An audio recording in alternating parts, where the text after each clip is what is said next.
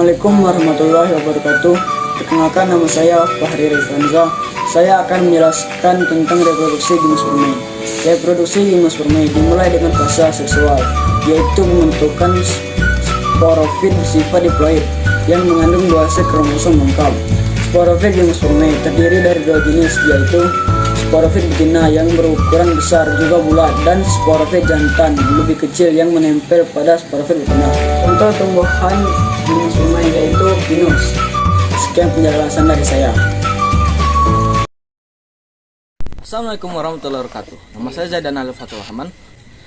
Perkembangbiakan pada angiospermae dibagi menjadi 2, yaitu vegetatif dan generatif. Yang pertama yang saya akan jelaskan adalah vegetatif. Vegetatif adalah perkembangbiakan tanpa adanya proses fertilisasi. Macam-macam perkembangbiakan vegetatif dibagi menjadi 2, vegetatif alami dan vegetatif buatan. Perkembangbiakan vegetatif yang akan jelaskan pertama kali adalah vegetatif alami.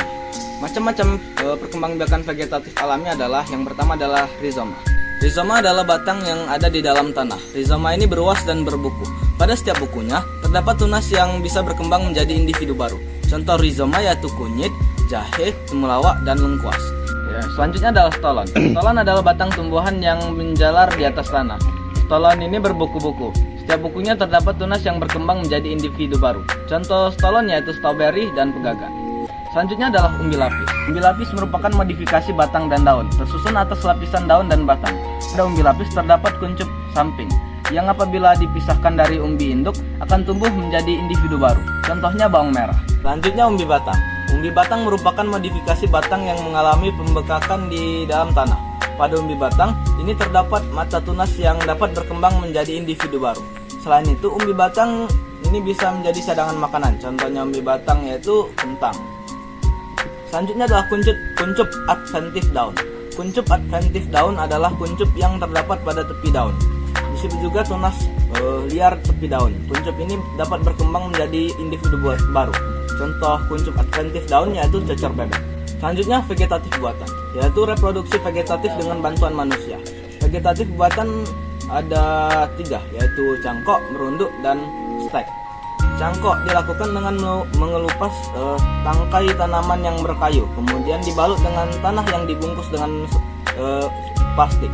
Apabila pada bagian tersebut tumbuh akar, maka tangkai dapat dipotong kemudian ditanam di dalam tanah. Kemudian adalah merunduk. Merunduk dilakukan dengan membenamkan tangkai tanaman ke dalam tanah, sehingga bagian yang tertanam dalam tanah akan tumbuh menjadi akar. Merunduk dapat dilakukan dengan tumbuhan yang memiliki batang panjang dan lentur. Selanjutnya adalah stek.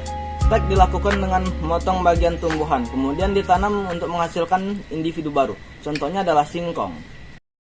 Assalamualaikum warahmatullahi wabarakatuh. Perkenalkan, nama saya Rafiansa. Di sini saya akan menjelaskan tentang reproduksi generatif angiospermae.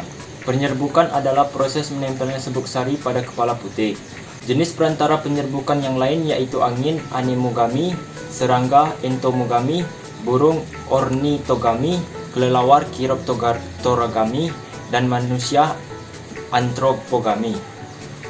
Anemogami penyerbukan oleh angin terjadi pada tumbuhan yang memiliki bunga kecil, banyak, ringan, tidak berbau, dan tidak memiliki nektar.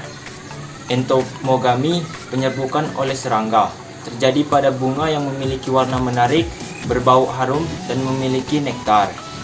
Ornitogami penyerbukan oleh burung terjadi pada bunga berwarna merah, besar, berbentuk trompet, tidak berbau, dan nektar banyak.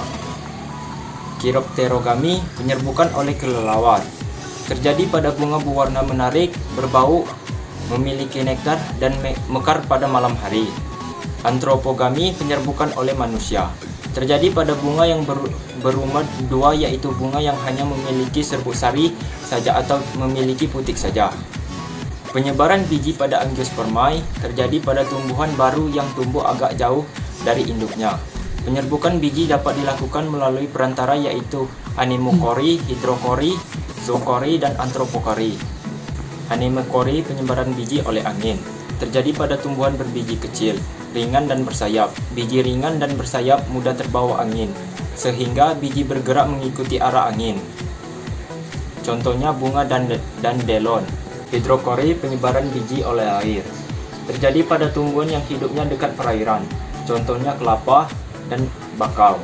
Zookori, penyebaran biji oleh hewan, dibagi menjadi 4, yaitu entomokori, chiropterochori, ornithokori, dan mammokori.